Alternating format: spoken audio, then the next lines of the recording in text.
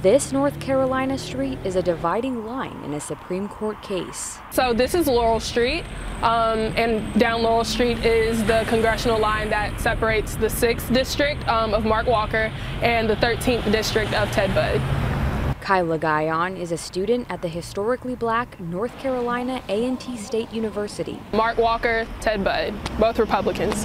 Congressional maps drawn by the Republican-dominated state legislature cut the school down the middle. It's hard to explain to students who are already skeptical about the voting process and things like that.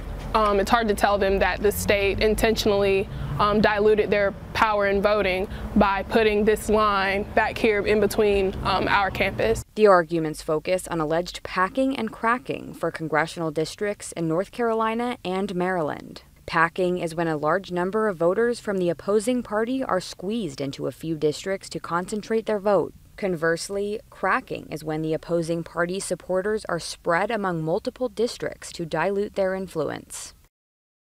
The Associated Press analyzed election data using the efficiency gap formula, which compares a party's overall share of the vote total to the percentage of seats it wins. In the 2018 election, Democrats got more votes, won more seats, and took control of the House of Representatives. But the analysis shows Republicans still had an advantage and won about 16 more seats as a result. The analysis suggests that advantage became even more pronounced in some states, including North Carolina, Ohio, and Wisconsin. The last thing that should happen is for courts to get involved and skew an active, robust political process that is ongoing. Misha Seitlin argued in defense of Wisconsin's districts in a gerrymandering case at the Supreme Court last year. The reason that the citizens should care about what the Supreme Court does in the political gerrymandering cases is that those cases will turn on a fundamental principle, which is that our decisions about important things, like district lines, going to be done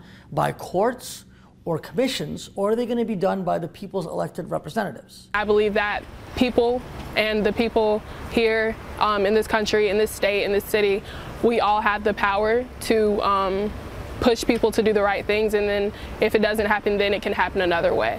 Guion is hopeful the Supreme Court will stitch her campus back together. Krista Fourier, Associated Press.